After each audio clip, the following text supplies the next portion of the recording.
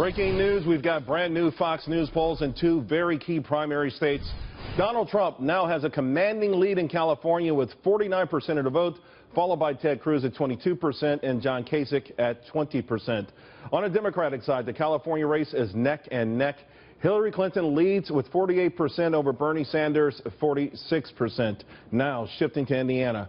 Hillary has the lead there as well, but at 46%, not far ahead of Bernie Sanders at 42%. And Trump, well, he is on top in the Hoosier State at 41%, followed by Ted Cruz at 33% and John Kasich at 16%. Let's bring in our panel to break it all down for you. Joining me now, Tammy, Bruce, Van Hipp, and Rebecca Berg. Van Hipp, let me go to you first. I want to concentrate on Indiana. I continue to say Indiana, if Donald Trump wins Indiana, I think this whole thing is over. Talk of a contested convention out the window, and I think these polls show he's a little bit stronger than people thought. Charles, that poll result in Indiana is a big surprise to me. It looks a lot. Indiana looks a lot like Wisconsin, and we expect next week Donald Trump to run the table with the 5 states next week. Ted Cruz, that's the last best place the establishment has to stop Donald Trump. And if Donald Trump wins Indiana, I don't see how Ted Cruz gets up off the canvas. You know, Tammy, there's some time before then.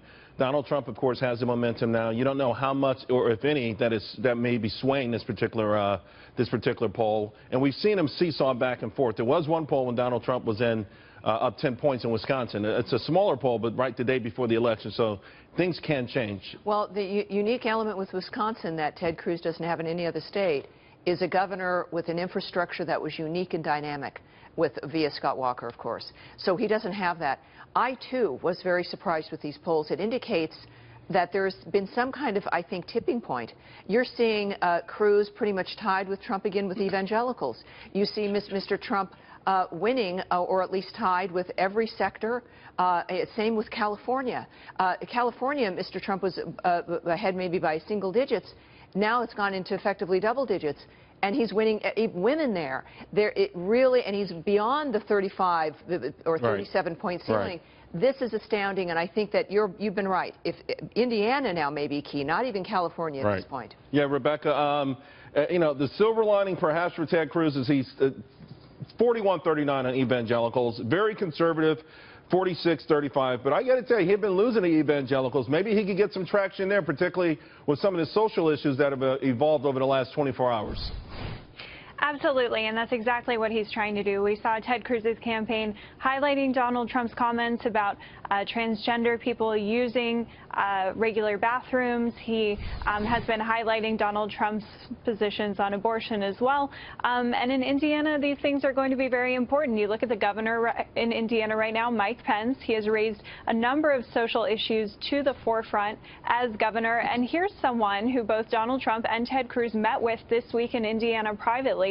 They're obviously both courting him for endorsements. And in terms of policies, he aligns very closely with Ted Cruz, and I would not be surprised to see an endorsement from him for Ted Cruz. And that could be a big boost of momentum if it actually happens. You know, there's no doubt, Van, that Cruz needs something. He needs something to sort of reignite him, but particularly if we all make the logical assumption that Donald Trump's going to run the table next Tuesday. Mike Pence, could that be the wild card that gets him over the hump? Well, it could be. I mean, Mike Pence is so respected, a great governor, a great congressman. But also, don't forget, I really think that the Club for Growth, they announced today they're going to put $1.5 million into Indiana for pro-Cruz ads. And David McIntosh, the president of the Club for Growth, he's a former congressman from Indiana, so this is personal to him in Indiana. Ted Cruz is going to get a lot of outside help. They're going to throw everything they can because I think the establishment realizes this is the last best chance to stop Donald Trump. But by the same token, now Donald Trump gets to unleash his new A-team, led by Manafort. Also, there's talk that he's willing to write more checks. Yep. So $1.5 million, considering the $100+ million that's been thrown at Donald Trump thus far, doesn't sound like a lot to me. Well, but look, we've seen the history, a very successful history with the Club for Growth involvement and ads. Effectively, they gave Oklahoma to Mr. Cruz. So we've seen this pattern, and it depends on messaging. What would the message be? And I don't think it's going to be about social issues, interestingly enough. I think it really is about the larger broad base of being a conservative, being someone who's consistent, being someone who you can trust in the office, being someone who's president. At least that's what I would argue. I think that these boutique social issues are not, we know it, they have not hurt Mr. Trump up until now. And Cruz's best option here is to highlight his major strength, which is his presidential nature and the fact that you can trust him to do what he says he's going to do.